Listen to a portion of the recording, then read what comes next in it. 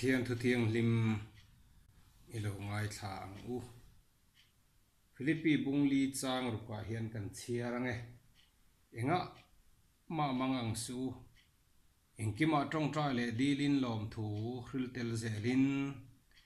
indu na te chu pathian hne na riat tirin omzok ro se ti le Peter le khathon pakhat na bunga chang sari thu hi kan chiarange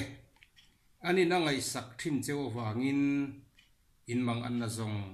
zong ama chunga ngat vek ro ti nia tin thu puana hian an sial le lok du konaya chu lo ngai thak chun zamila a thange thu pon bung som ni pani chang thuma inan chia reng om le to lovanga pathian le beram no lal thut pa chom to zo kang tini athu ka chiar telal pan malmin som sakro se amen hei tun lai kan ram din mun kan ria India ram din mun kan ria khovel tukver kan thirin kan kut pha hian khovel dokan chu kan kila kan mu phak reng to maya cell phone te changkang tak kan neya chanchin thar ber kan ria ani maro chu kan soidu chu kan chanchin thar ber riat te hi iswa chanchin ani em ti kan ngai to apoimo khop maya ring tu ten kan share reng tur chu lal iswa na local don haya thil lo thleng tur asoi te tram te indo thu te indo thu thang te nam rang anin do tur thu te tin shileng tur te min rit lok thap mai ani tuine mo a om don ati awanga om ani lawa lal isua thu hi apoimo khop mai ani ti kha kan soi masadua coronavirus COVID-19 tia WHO World Health Organization ina ming COVID-19 tia an phu atak zo in khovel min room thaya arab thak le mai ni som ni pariat thlui mars thla khan kathil chin sia hian chuzut lai lamdar thum borvel khania khovela heri na ati buai namlo noiruk sang chuang noiruk le sang khat chuang nom to heri awanga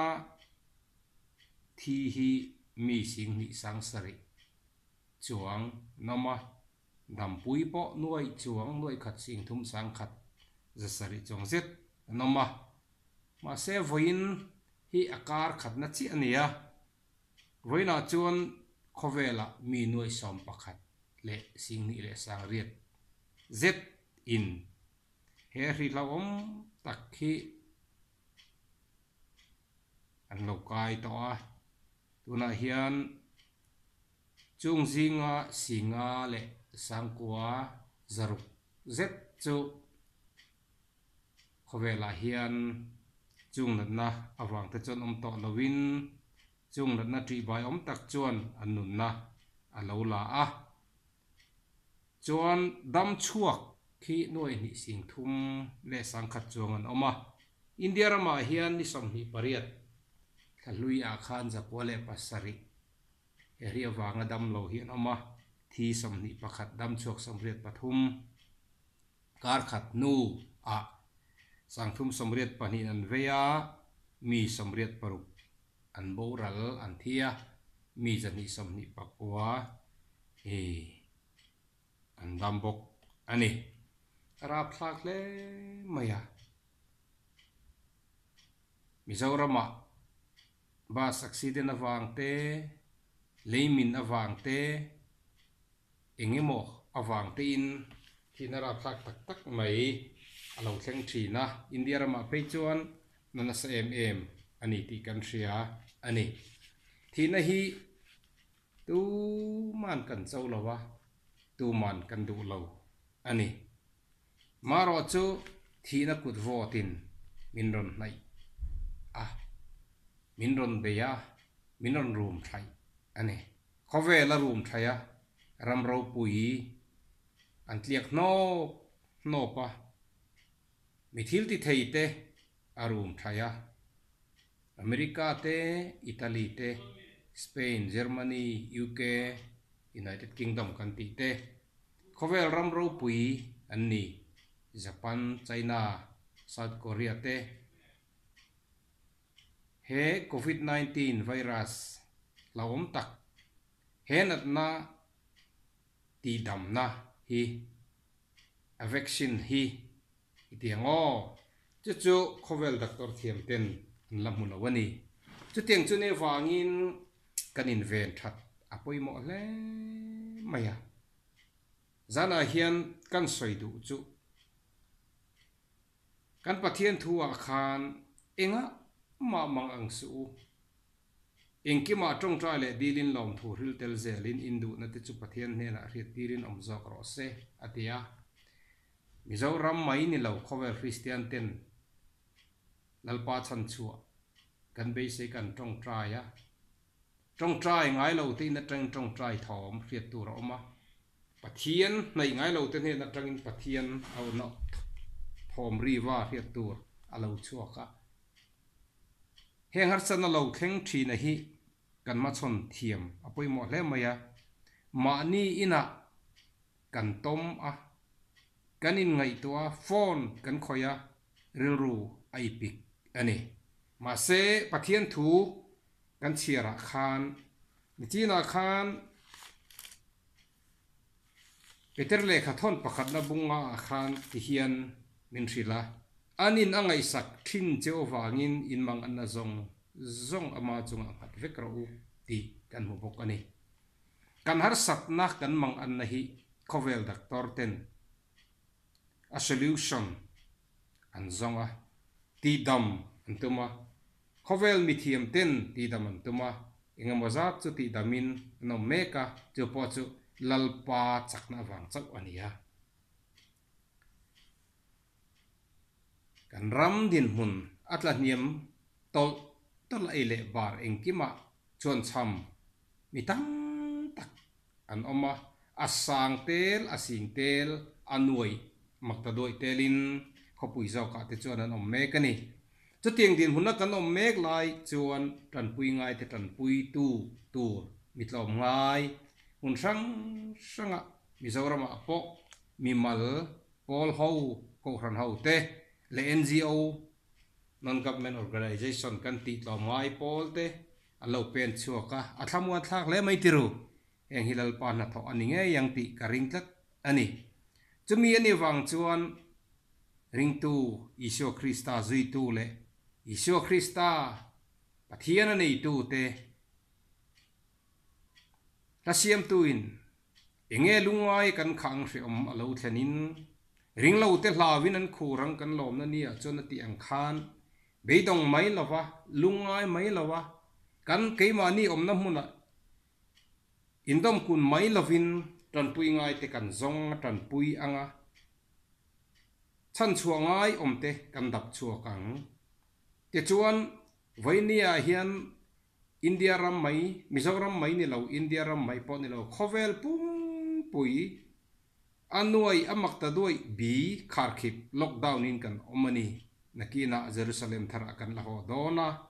Jerusalem thar a kanin lockdown tur ero chu lockdown dan tur ero chu kharkhip akan omna tur ero chu thisen tuile thara wa piang zong te chuta chuan kan ha chaw langa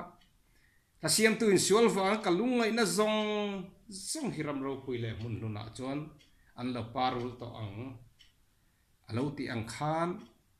lalpa khoi na wa thu thlung thiang hlim chang tu ten Jerusalem thar kan lo hun tur thlir rengin an chia reng om to lo na mun kan mitata mitui zong ahul na tur mun Jerusalem thar thirin ho lungai te thapanga om mek te har ila tan pui ngai te zong ila tong trai sak ngai anom chon tong trai sak ila chumi te rong bol sak tur chon in bo sai zo ko muti kha zana hian war takin ka soi do a enga ma mang ang su atia Philippi ko ran ho ne na Poland lekha lo thon ang khan enga ma ati om je chu lungai na mang an na dam lo na shi awang te pon i chau thin imang ang thin kan sarna na wang pon tu na khan i rum mek ani mai thei mangang takin i khuma imu ani mai thei mangang takin i chung te tu na khan i boi pui ani mai thei eng angin nge inom ka helo ma se kan pathian tu chon enga ma mangang su ti in min rila chutiang ani mek lai chon lalpa isyo Kristan tin ngai te ukei kum khwa in khovel to khen poin in na kom ze lang ti kha azir ti te na tiam tu pathian na khan min la kal san lo ni ti se ila ko u ko khran ho te lalpa isyo Krista a tun hum tha hian tlan lu na chan sa omani ti se ila Jerusalem khopui a kanin lockdown theina turin ti sen tuile thara wala piang lo zong te chumi kong lalpan min bua sa isak chu rin pathian mangai tu maro tanga ko te tanan thatna turin engke ma tho sak lom thin ti tir ko polan romi te ne na alo soi ang khan kan thatna turalal pa na tho ani em kan chung kwa ke ma ni ke ma mi mala kan ram tan kan khotlang tan kan ko hran tan ani angem le ti ngai tua zok gila chutiang zok chuan heng har sat na hi kim ki mai lawa thu mai lawa indom kun mai lawa a eng zong a thlir turin le kan mang ana zong lalpa ne na tan lu pui turin zana hen kan in som tak me ni Jerusalem kong khar chu honina om dona chuta chon na ki na chen kan la in lockdown le nga kan in lockdown huna ro chon siol wang kan lungai na zong hi ram ro pui le hun nu na chon lo powerful to don ni ti ria in COVID-19 in minti buai ani the COVID-19 lo puin dam doi engmo rui lo awang pun kan lo chau mek ani mai the ni zu awang pun kan lo chau mek ani mai the mi pat mai chian na awang pun kan rum mek ani mai the ni kan din mun tuna hian tram awangin mang anga wangin in chung kwa in mek ani mai the ni ma se lalpan i a o asia ang lalpan ne na imang an zong khen la chuta chuan ha chaw na mani ti ria in helai kan chiar ta ka khan anin angai sak thin cho wangin in mang an zong ama chunga ngat vekru atiang khan khovel sarkar America ngat ru atilawa Mizoram sarkar ngat ru atilawa India sarkar ngat ru atilawa lalpa a kan mang an zong ngat fikila ho thamuang takin umila lalpa local turi muak turin chung kwa kan zawain in buat seng uti kha kan soi thei tok ni se athu thiang lim ka chiar ka soi te kan za tan lalpan malmin som sagro se amen.